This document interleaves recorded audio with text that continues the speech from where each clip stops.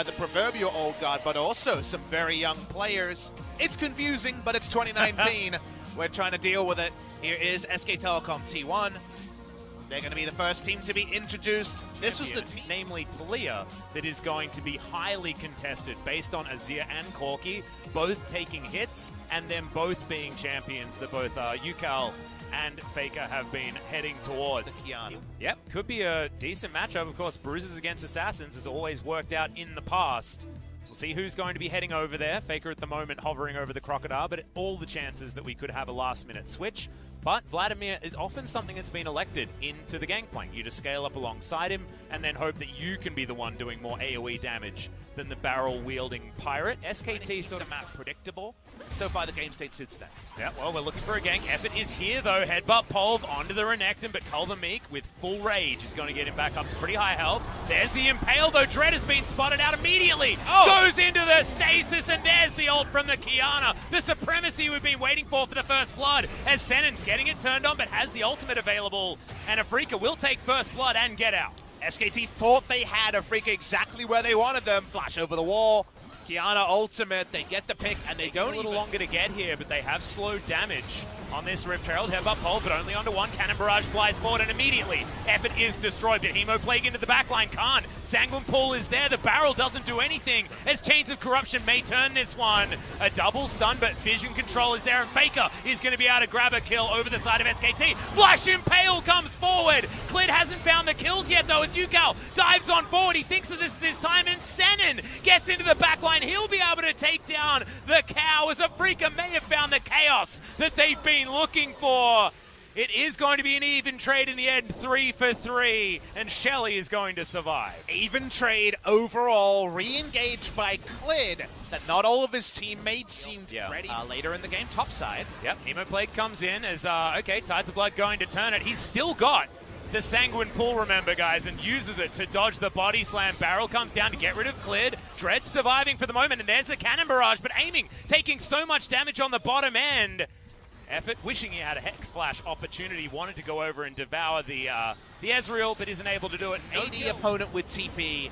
In all of the hype, the rotation happens. And speaking of rotations, looking for Keen. Yep, he's going to get stunned up there. Eats the oranges a little bit too late as the barrel comes down. Is going to be able to pop it, wanting to turn this, but doesn't have Cannon Barrage, unfortunately. So that's going to mean that's a very dead pirate on the bottom side, and Faker gets his third kill. Killing spree. He has never died on Renekton. Being said, they don't spot him at the moment as he moves out. And now has been spotted. The rest of SKT converging. A teleport is going to come forward as Khan makes his way towards the top side, finds a 4-man Emo Plague. Gigantic damage, but there's the supreme display of talent, not actually getting the value that it wants, as the Cannon Barrage is very late. Yukal survives for a while, but eventually will go down, and aiming just can't find the skill shots. Flashed on and obliterated by Faker as Keen is running for the hills. He's seen these abyssal voyages, not quite able to get the damage. Yes! The passive enough in the end, but it's only a very small cherry on top of an SKT-K. It's an SKT pie, 5 for 2 against Afrika Freaks. We talked about how difficult it would be for an assassin to bend the enemy to her wills. They would have. Yep, you put a global ultimate out of Keen as well on top of that, but here's the flash from Yukal having to be used defensively, gets stunned into the wall. That supreme display of talent was good. Edge of Night does give a shield, and that means that Khan not going to be able to get that extra bit of damage, but Yukal now without a flash, without an ultimate, and Afrika not going to have too much team fight hope along with it. So a lot of incremental defensive itemization. All right, Dread just going to get pounced on there by Faker as Baron gets very angry. Oh, the last auto, he is dead! Oh my god, he had Zhonya's! He should have Zhonya's, it was mid-flight. I don't understand that one. I could tell he was dead, he should have told us. Now suddenly, they're boned when it comes to Baron smites. Yeah, and SKT going to move over and look to take it. This is dangerous though, remember, a Baron pit, pretty good time for a Cannon Barrage and a supreme display of talent, but Yukal is going to have to show it. Aiming, feeling pretty safe here, but remember, Faker can close distance pretty effectively. He's taking a lot of damage, though. SKT with 5 members now in the area. Afrika looking like they will be trying to fight. Dread is going to be up 8 seconds. He's never making it to this fight. As Chains of Corruption comes down, UCal diving into the backline, gets himself the supreme display of talent, but the explosion not quite big enough. Faker is going to go down though, is now aiming, getting turned on. The Hemoplague's huge. The last Tides of Blood going to be enough. Double kill coming in for Khan. He threaded those abilities just fine. And SKT will take the Baron and a huge advantage in game number 1. Here comes Dread, front row to see the bad news. He's re-engaging. And it's a 3-man body slam as Khan into the Sanguine Pool. It's not even going to die. Insult, meet injury. SKT in the driver's seat, over double the kills now after that run of play. And this should be the moment that guarantees SKT the Game 1 victory. Here's the closeout. Here's the replay of how it all started. Faku just says that's a lot of autos onto a turret, and it was a nice assist coming through from Skarner. He's the one who actually started up the Baron, but this should have been easy. Zhonya's, like, it feels bad to Zhonya's in that spot, and there's a chance you die anyway, but if you do die, you ain't got no unsealed spellbook, so Baron becomes hard.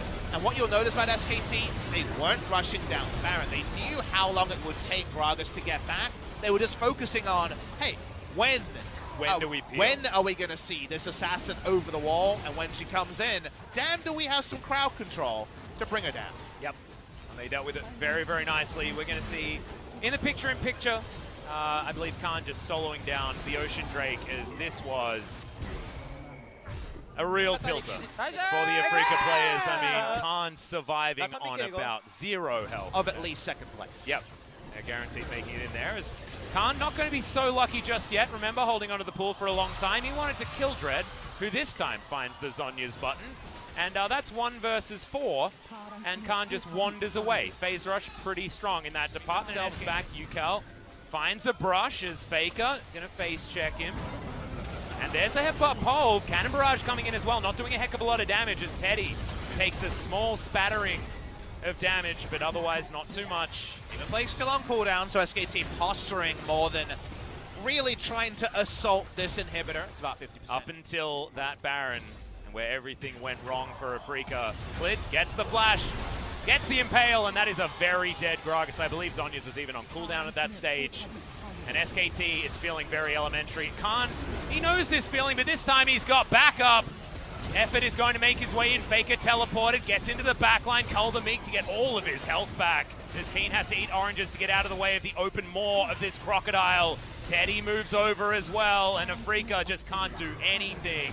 This is the tower we prepared earlier. Khan has a pull that he's going to utilize here, and Teddy taking matters into his own hands, sidestepping the Mystic shots beautifully. He's and a second inhibitor is going to go down. He's frontline just to zone away Afrika from punishing the melee auto attackers from taking down. That storytelling in that book was absolutely amazing. Goblet of Fire is the one we're talking about here. Is Khan No, Order of the Phoenix. Order of the Phoenix. That's right, Order of the Phoenix. As, yeah, Keen, we are trading a lot of abilities here. Ultimate finally comes down as Keen getting it turned on. True Shot Barrage not going to be enough. Keen going to flash, gets out of the Tide of Blood range just barely at the end there.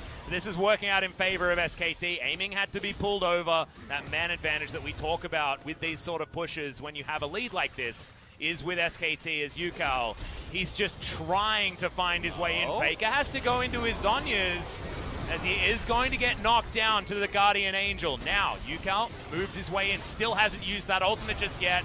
Does eventually throw it down, but it is not going to be enough, as Effort is going to get turned on. He's going to have to flash, has himself the thick skin, but remember, doesn't last quite as long now as Aiming wants to find the Mystic shot, is going to be able to do it. After a cheeky E, and now Baron could be available for the Afrika Freaks. It is not over yet. They're trying to force it around Baron. No TPs to try to backdoor. Look at the base. It's in tatters, but there's no way actually for SKT to turn on to that. Sometimes you have to all in, as the Baron should just be taken. The Mountain Drake is going to be the trade that SKT accept. And a great trade of effectiveness, given that UCal's got a pretty dull blade. Well, that's some Chains of Corruption landing there. Faker looks for his way in, but Dread is going to use that Zhonya's. Khan finds his way into the backline. Baby! Oh my god! The explosion of damage. Ezreal was there for a second, gone the next second. Unbreakable will, but I believe it's going to be broken now. UCal comes in and says, guys, where did you go? I was looking for a flank, and this is just a 1 versus 3. He is mopped up easily, sliced diced, prepared for dinner, and SKT looking for the game #1 win, and they'll find it. Nexus turrets will be taken down. Afrika, they found that surprise Baron at the end, but not quite enough as the Nexus explodes, and SKT one more, and they'll be moving on to face Sandbox in the next round. Not a flawless performance by SKT, but an effective one where we looked at their draft and said this is the sort of draft that can keep a Kiana comp at arm's length, and largely they were able to do that in 37 minutes, even though there was the